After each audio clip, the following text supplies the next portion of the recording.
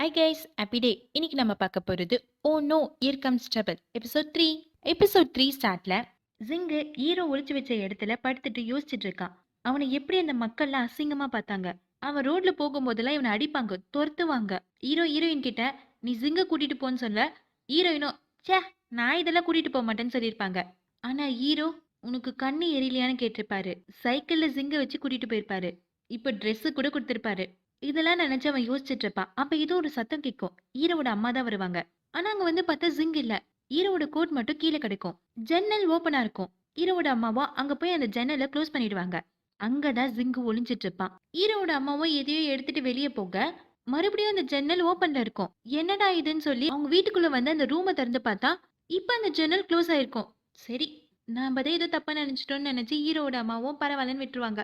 அப்போ அவங்க கண்ணுக்கு அந்த கிராம்பாவோட ஐட்டம்ஸ் எல்லாம் தெரியும். சரி ஹாஸ்பிட்டல்ல வர அந்த நர்ஸ் சொன்னாங்களே இதையும் அங்க எடுத்துட்டு போலான்னு டிசைட் பண்ணுவாங்க. அந்த கிராண்ட்பாவோட ஐட்டம்ஸ்க்கு பக்கத்துலயே ஹீரோவோட அப்பாவோட ஐட்டம்ஸ்லாம் இருக்கும். அதை டச் பண்ணி இவங்க ஃபீல் பண்ணி பேசிட்டு இருப்பாங்க. இன்னைக்கு உங்க பையன் உங்க போட்டோஸ்லாம் கேட்டான். அந்த பஸ் ஆக்சிடென்ட் ஆகும்போது எடுத்த போட்டோஸ் நான் கொடுக்க மாட்டேன்னு சொல்லிட்டேன். அவன் நீங்க எவ்வளவு காயப்பட்டீங்கன்னு பார்க்கறதுக்காக கேட்குறான். எனக்கு தெரியும்.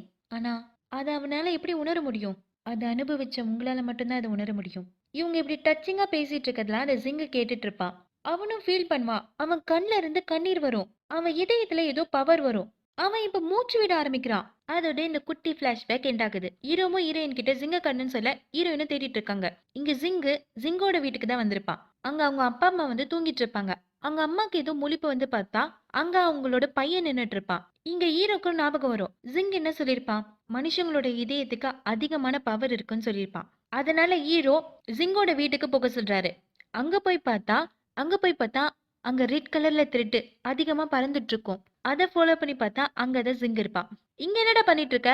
நான் வரல, இந்த பாடி தான் வந்துச்சு. ஜிங்கோட அப்பா அம்மாவும் தன்னோட பையனை பார்த்த உடனே ரொம்ப ஹாப்பியா இருப்பாங்க. என்னப்பா ஆச்சு உனக்கு? நீ ஓகே தானே? ஆனா ஜிங்கும் கீழே மண்டியிட்டு சாரி மாதிரி கேட்டுட்டு அந்த பில்டிங்ல இருந்து குதிச்சிருப்பான். அவங்க அம்மாவும் உடைஞ்சு போய் அழுதுட்டு இருப்பாங்க. அங்க அவனுக்காக செஞ்சு வச்சிருந்த ஃபுட்டை வந்து அவன் சாப்பிட்டு வந்திருப்பான். ஜிங்க வீட்டுக்கு கூட்டிட்டு வந்துருவாங்க. ஆனா அந்த ரெட் கலர் த்ரெட் வந்துட்டே இருக்கு. இதுக்கு மேல இவனால இந்த பாடி யூஸ் பண்ணவே முடியாது. ஏன்னா ஜிங்கோட பாடி இத்தனை நாள் யூஸ் பண்ணதுக்கு காரணம் ஏன்னா ஜிங்குக்கு கடைசியா அவங்க அப்பா அம்மா பார்க்கணும்னு ஆசை. இப்போ அது அவனுக்கு நிறைவேறிடுச்சு. இரவும் சரி நீ உன் பாடிக்கு போயிடு. நான் அந்த ரிவர்ல இருந்து எப்படியாவது உன்னை வெளியே எடுத்துடுறேன். நான் இல்ல. இவ போலீஸ் தான். இவ உன்னை வெளியே எடுப்பா. ஆனா ஜிங்கோ வேணாம். நான் திரும்பி போக மாட்டேன். இப்பதான் அந்த ஜிங் வந்து ஒரு பிளாஷ்பேக்கா சொல்றான். இந்த ஜிங்கோடைய பாடியில இருக்கிறது ஒரு மனுஷனோட ஆத்மாவே கிடையாது. அது ஒரு ஸ்டாச்சுவோட ஆத்மா. எப்பெல்லாம் ஒரு மனுஷங்க வந்து ஒரு பொருளோட எமோஷனலா கனெக்ட் ஆகுறாங்களோ அப்ப அந்த பொருளுக்கு ஒரு சோல் வருது. இந்த ஸ்டாச்சுவோட சோலும் அப்படிதான். ரொம்ப வருஷத்துக்கு முன்னாடி அங்க ஒரு வில்லேஜ் இருந்தது. அந்த வில்லேஜ்ல வந்து ஃப்ளட் வருதுன்றதுக்காக ஒரு ரிச்சுவல் பண்ணிருக்காங்க. இந்த ஸ்டாச்சுவை வந்து அந்த ரிவர் கடியில புதைச்சு வச்சிருக்காங்க. அதுக்கப்புறம் அந்த வில்லேஜஸ்லாம் செத்துட்டாங்க. நிறைய காலம் கலந்துருச்சு. ஆனா இந்த ஸ்டாச்சு இன்னும் அந்த ரிவர் கடியில தான் இருக்கு. இந்த ஸ்டாச்சுக்கு உயிர் வர்றதுக்கான காரணம் அந்த வில்லேஜஸோட எமோஷன்ஸ். அவங்கலாம் ரொம்ப மன வருத்தத்தோட இருந்தாங்க.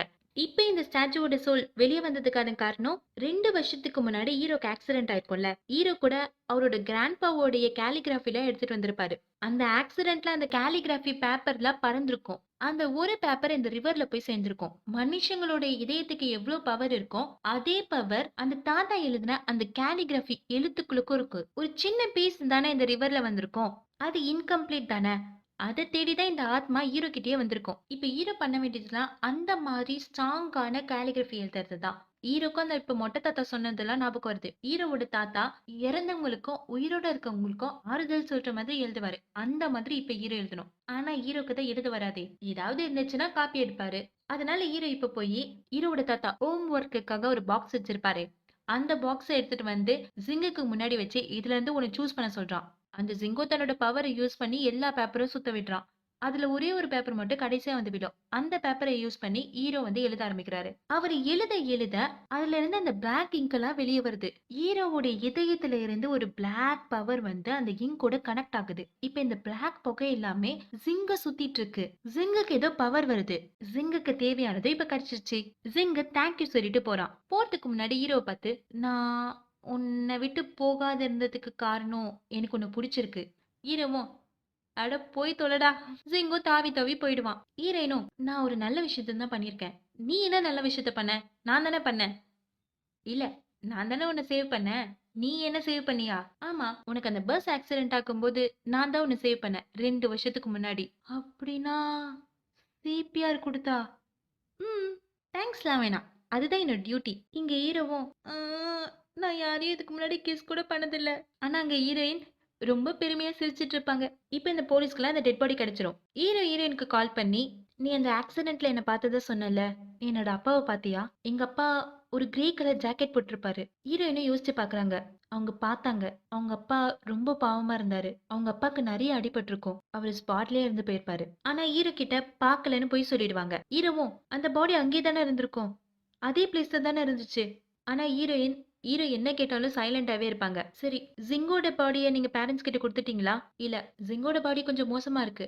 அதனால அட்டாப்சி பண்ணிட்டு தான் குடுக்கணும். எனக்கு ஒரு ஹெல்ப் பண்றியா? அவங்க அப்பா, அம்மாக்கு இப்பவே கால் பண்ணி சொல்லு. அவங்க வந்து பார்க்கட்டும். என்ன சொல்ற? இப்படி பாடி இருக்கும்போது அவங்களுக்கு எப்படி நான் காட்ட முடியும்? அவங்க இப்பவே பார்த்துட்டாங்கன்னா, அவங்க பையன் எவ்ளோ வலி அனுபவிச்சான்னு அவங்களுக்கு புரியும். அப்படி இல்லன்னா, அவங்க அத இமேஜின் பண்ணியே ரொம்ப கஷ்டப்படுவாங்க. அது இத விட மோசமா இருக்கும். ஹீரோயினும் சீனியர் கிட்ட போயிட்டு கேட்கறாங்க. சீனியரும் அட்டாப்சி முடிஞ்ச உடனே தான் காட்டணும்னு சொல்ல, ஹீரோயின் அவங்க அப்பா, அம்மாக்கு என்ன விருப்பமோ அத மாரி பண்ணலான்னு சொல்லிர்றாங்க. சீனியரும் ஒத்துக்கிறாரு. நெக்ஸ்ட் டே ஹீரோவும், ஹீரோயினும் சேர்ந்து அந்த ரிவர்ல இருக்கிற அந்த ஸ்டாச்சுவ எடுக்கலான்னு ட்ரை பண்ணுவாங்க. ஆனா ரொம்ப வெயிட்டா இருந்ததுனால அவங்களால எடுக்க முடியல. இப்ப ஹீரோயின் போலீஸ் ஸ்டேஷன்ல வொர்க் பண்ணிட்டு இருக்காங்க. அப்ப அவங்களுக்கு ஒரு மெசேஜ் வருது. அன்னோன் நம்பர்ல இருந்து. இந்த ஜிங் இருக்கான்ல, அவன் ஆக்சுவலா வந்து சிபிஐ தான் இருந்திருப்பான். அதுக்கப்புறமா தான் வந்து பார்மசிஸ்ட்டா மாறியிருப்பான். அவன் சிபிஐ வேலை செய்யும்போது, அவன் கூட இருந்த டாக்டர் தப்பான பிரிஸ்கிரிப்ஷன எழுதி குடுத்திருப்பான். அத இவன் கரெக்ட் பண்ணியிருப்பான். அது அந்த டாக்டருக்கு புடிக்காது. அதனால தான் இவன சிபில இருந்து பார்மசிஸ்ட்டா மாத்திருப்பாங்க. இதெல்லாம் அந்த அன்னோன் நம்பர்ல இருந்து மெசேஜ் பண்ணிட்டு இருக்காங்க. அந்த டாக்டரோட பேர மட்டும் என்கிட்ட கேட்காதீங்க. எனக்கும் பயமா தான் இருக்கு. ஆனா ஒரு ஹிண்ட் மட்டும் குடுப்பான். அந்த டாக்டருடைய கடைசி நேம் லீ. இந்த மெசேஜ் அனுப்பிச்சது பிங். ஹீரோவும் ஹீரோயினும் இன்வெஸ்டிகேட் பண்ணிட்டு வரும்போது ஒரு டாக்டர் மட்டும் பார்த்துட்டு இருப்பானே, அவன் தான் இவன். இந்த பிங்க் கொடுத்த இன்ஃபர்மேஷனை வச்சு லாஸ்ட் நேம் லீன்னு இருக்கிற ஒரு டாக்டர் தூக்கிடுவாங்க. அவன்கிட்ட இன்வெஸ்டிகேட் பண்ணும்போது அவன் ஜிங்க தெரியாது. சும்மா நாங்க வந்து ஒர்க் பண்ணிட்டு இருந்தோம். ரொம்ப க்ளோஸ்லாம் இல்லன்னு சொல்றான். ஆனா சிசிடிவி ஃபுட்டேஜ் வச்சு கண்டுபிடிச்சிருவாங்க. இவன் என்ன பண்ணியிருப்பான்னா, ஜிங்க புல்லி பண்றதுக்காக அவனுடைய ட்ரிங்க்ஸ்ல டயரியா டேப்லெட்ட போட்டிருப்பான். அதுக்கப்புறமா ஜிங்கு பிபி டேப்லெட் எடுத்திருப்பான். 2ம் சேர்ந்து ரியாக்ஷன் காட்டியிருக்கும். இந்த மாதிரி 2மே எடுத்தா கண்டிப்பா உங்களுக்கு பிளட் பிரஷர் இன்க்ரீஸ் ஆயிருக்கும். கோமாக்கு கூட போகறதுக்கு வாய்ப்பு இருக்கு. இது மூலமா ஜிங்கு சூசைட் பண்ணிக்கலன்னு உங்களுக்கு தெரியுது. அவனுக்கு இன்சூரன்ஸும் கிளைம் ஆயிடும். ஹீரோயின் ஹீரோக்காக ஒரு பிரசன்ட் அனுப்பிச்சிருப்பாங்க. அந்த சிலைய தான். ஹீரோவோட அம்மாக்கு அந்த ஸ்டாச்சு ரொம்ப புடிச்சிருக்கும். அத ரிட்டர்ன் பண்ணவே கூடாதுன்னு சொல்லிடுவாங்க. ஹீரோவும் கோவமா ஹீரோயினுக்கு கால் பண்ணி கேட்க, அந்த ஸ்டாச்சு அந்த ரிவர்ல இருக்கது அவ்வளவா நல்லா இருக்காதுன்னு சொல்லி அனுப்பி வச்சதா சொல்றாங்க. அதுக்கு உன் வீட்ல வச்சுக்க வேண்டியது தானே ஹீரோ கேட்க, ஹீரோயினுக்கு பயமா இருக்காம். இங்க ஹீரோவோட அம்மாக்கு அந்த ஸ்டாச்சு ரொம்ப புடிச்சிரும். அந்த ஸ்டாச்சு வச்சு கொஞ்சிட்டு இருப்பாங்க. ஹீரோ அந்த ஸ்டாச்சு கிட்ட வரும்போது ஒண்ணு யோசிச்சு பாப்பாரு. இந்த ஜிங் என்ன சொல்லியிருப்பான்னா, 2 வருஷத்துக்கு முன்னாடி அந்த பேப்பர ஒருத்தங்க இந்த ஜிங்கு கிட்ட குடுத்திருப்பாங்க. அதாவது அந்த ஸ்டாச்சு கிட்ட குடுத்திருப்பாங்களாம். அப்படி குடுத்தவங்க இந்த ஸ்டாச்சுவ விட ரொம்ப பழையவங்களாம். ஒருவேள அந்த ஆக்சிடென்ட்ல ஹீரோ பார்த்த அந்த வுமனா இருப்பாங்களோன்னு சொல்லி ஹீரோ யோசிக்கிறாரு. ஹீரோவோட அம்மாவா இந்த ஸ்டாச்சுக்கு ஹீரோவோட உட்டிலாம் போட்டு அலப்பற பண்ணிட்டு இருக்காங்க. நெக்ஸ்ட் கிளிப்ல ரின்ன காட்டுறாங்க. இப்ப அவன் எம்பிபிஎஸ்க்காக படிச்சுட்டு இருக்கான். இப்பவும் அவனுக்கு கேங்கா சுத்துறதுலாம் சுத்தமா புடிக்கல. அப்ப அவனுக்கு அவங்க அப்பா கால் பண்ணி அவருக்கு வேலை போச்சுன்னு சொல்றாரு. இவனும் டியூஷன் ஃபீக்கு, ஹவுஸ் ரெண்டுக்கு இதுக்கெல்லாம் என்ன பண்றதுன்னு யோசிச்சுட்டு இருக்கான். அப்ப அந்த ரெண்டுக்கு வந்து அவங்க சீனியர் வந்து ஹெல்ப்புக்காக கால் பண்றான். அந்த சீனியரும் ஒரு டெட் பாடிய நல்லா கிளீன் பண்ணி வச்சுட்டு இருக்கான். இப்ப ரின் ஹவுஸ் ரெண்ட் கம்மியா இருக்கிற இடத்துக்கு ஷிஃப்ட் ஆகுறாங்க. அவன் கேட்ட நேரம் அந்த வீடு ஹீரோவோட வீட்டுக்கு பக்கத்துல இருக்கு. அங்க ஒரு பாட்டி இருப்பாங்கல்ல, அந்த பாட்டி பக்கத்து வீட்டுக்காரங்க கிட்ட உனக்கு இன்ட்ரோ குடுக்குறேன்னு சொல்லி இவனை கூட்டிட்டு போய் இன்ட்ரோ குடுக்குறாங்க. பார்த்தா அங்க ஹீரோவும் ரின்னும் கண்ணுலயே சண்டை போட்டுட்டு இருப்பாங்க. நைட்டு ஹீரோயின் ஹீரோக்கு மெசேஜ் பண்ணுவாங்க. இந்த கேஸ வெற்றிகரமா சால்வ் பண்ணதுக்காக ஹீரோயினுக்கு அவார்ட் குடுக்க போறதா மெசேஜ் பண்ணுவாங்க. ஹீரோவோட மெசேஜ் ரவுண்டுலாம் பக்கத்து வீட்ல இருக்கிற ரின்னுக்கு நல்லாவே கேட்கும். அவனுக்கு செம்மையா இரிட்டேட் ஆகும். ரின்னும் தூங்க முடியாம கஷ்டப்பட்டுட்டு இருப்பான். நெக்ஸ்ட் டே ரின்னோட அப்பா வந்து ஒரு தள்ளுவண்டி கடை வைப்பாரு. அந்த போர்டுல இருக்கிற எழுத்துக்கெல்லாம் ஹீரோ தான் எழுதி கொடுத்திருப்பான். ஒரு லெட்டருக்கு 150 யுவான் போட்டிருப்பான். அப்படின்னா 10,000 யுவான் வாங்கியிருப்பான். 5 நிமிஷம் எழுதி 10,000 யுவான் வாங்கினதை கேட்டு ரின்னுக்கு கோவம் வரும். அவனும் திட்டலான்னு போறான். ரின்னோட அப்பாவும் எங்க போற அவனை திட்ட போன வேகத்திலேயே திருப்பி வருவான். இப்ப எங்கடா போற அவனை என்னால அடிக்க முடியாதுன்னு சொல்லி வீட்டுக்கே திரும்பி போயிடுவான். நைட்டும் ஹீரோக்கு மெசேஜ் வரும். இவனுக்கு இரிட்டேட் ஆகும். நெக்ஸ்ட் டே மார்னிங் ஹீரோ ரின்ன முறைச்சிட்டே போவாரு. இந்த தடவை ஹீரோ வந்து ஹீரோவோட அப்பாக்காக அட்வர்டைஸ்மென்ட்க்காக வந்து நெறைய ஷீட் எழுதி குடுத்திருப்பான். இதுக்கு எவ்ளோ அமௌண்ட்னான்னு சொல்லி ரின்னோட அப்பா சொல்ல வர, ஒண்ணும் தேவையில்லன்னு அவன் புடுங்கிட்டு போயிருவான். ஹீரோ அவனோட ஃப்ரெண்ட் கேட், டான் இவங்க 2 பேரையும் மீட் பண்றதுக்கு தான் வந்திருப்பாரு. ரொம்ப ஹேப்பியா ஆக்ட் பண்ணிப்பாங்க. ஹீரோவும், என் அம்மா சொன்னாங்க, நீங்க என்ன பார்க்கறதுக்கு டெய்லி வருவீங்களாமே. ஹீரோக்கு ஆக்சிடென்ட் ஆனோனே டானும், கேனும் டெய்லி வந்து பார்ப்பாங்க. ஆனா ஹீரோவோட அம்மா தான் இவங்க ஃபியூச்சரும் ரொம்ப இம்பார்ட்டன்ட் சொல்லி இனிமே வர வேணாம்னு சொல்லியிருப்பாங்க. இப்ப கேனு ஒரு யூடியூபர் ஆயிட்டான். பியூட்டி டிப்ஸ்லாம் குடுப்பான். டானு ஹோட்டல்ல இன்டர்ன்ஷிப் பண்ணிட்டு இருக்கான். ஹீரோக்கும் ஒரு வேலை வாங்கி குடுக்கறதா சொல்றான். ஹீரோவும் தன்னோட காமிக்ஸ்க்கு 71 வந்திருக்கும்ல. நீங்க தானே சப்ஸ்கிரைப் பண்ணது. ரொம்ப தேங்க்ஸ்ன்னு சொல்லுவான். ஆனா கேனும் டானும் சேர்ந்து 35 யுவான் தான் போட்டிருப்பாங்க. இங்க ரின்னு. அவன் வேலையெல்லாம் முடிச்சுட்டு கிளம்பி போகும்போது அந்த இடத்துல காஞ்சு போன இலைகளை பார்ப்பான். இப்ப அவன் ஃப்ரெண்ட்ஸ் கூட கேன்டீன்ல இருப்பான். அவன் காலுக்கு அடியில அந்த இலைகள் இருக்கும். அதுல ஒண்ணு எடுத்து பக்கத்துல இருக்க பொண்ணுகிட்ட, "இது உனக்கு என்னன்னு தெரியுமா?" ஆனா அந்த பொண்ணுக்கு அந்த இலைலாம் கண்ணுக்கு தெரியாது. லவ்விங் காட் சிம்பிள் தான் தெரியும். "இத நீ இங்கேயா கேட்ப? வேற எங்க கேட்கணும்?" "இல்ல, சடனா கேட்டுட்டியே. இன்னைக்கு தானே நம்ம ஃபர்ஸ்ட் டே வெளியே வந்திருக்கோம். இது என்னன்னு சொல்லு." "Loving God simple." இவன் அந்த பசங்க கிட்ட காட்ட, "ஓ! எங்க கிட்டலாம் காட்ட வேணாம்." இந்த ரின்னுக்கு என்ன நடக்குதுன்னே புரியல. அவன் கிளாஸ் ரூம்லயே அவன் காலுக்கு அடியில அந்த இலைகள் இருக்கும். பஸ் ஸ்டாப்லயும் அந்த இலைகள்லாம் ஃபாலோ பண்ணும். இவன் வீட்டுக்கு போனா அங்க ஹீரோ, ஹீரோவோட அம்மா, இவனோட அப்பா எல்லாரும் வந்து டின்னர் சாப்பிட்டுட்டு இருப்பாங்க. இவனும் போய் ஜாயின் பண்ணிப்பான். ஹீரோவும் ரென்னும் ஒருத்தர் முறைச்சிட்டே சாப்பிட்டுட்டு இருப்பாங்க. அப்ப அவன் பக்கத்துல பிங்க் கலர்ல பூவோட இதழ்கள் மாதிரி விழும். இவன் அதை பார்ப்பான். ஹீரோவும் அதை பார்ப்பான். ஹீரோ பார்க்கறத இவன் பார்த்துருவான்.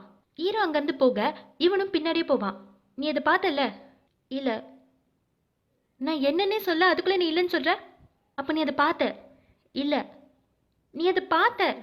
ஹீரோ கோவப்பட்டு இல்லைன்னு சொல்லி ரின்னு அடிச்சிருவான். ரின்னு அங்கேயே மட்டையிடுவான். அப்போ ஒரு பொண்ணோட குரல் கேட்கும். "நான் உன்னை கண்டுபிடிச்சிட்டேன்." அது ஒரு பேய். அதோட இந்த எபிசோட் முடியுது. சப்ஸ்கிரைப் பண்ணாதவங்க சேனலை சப்ஸ்கிரைப் பண்ணி வச்சுக்கோங்க. Bye bye guys, have a nice day.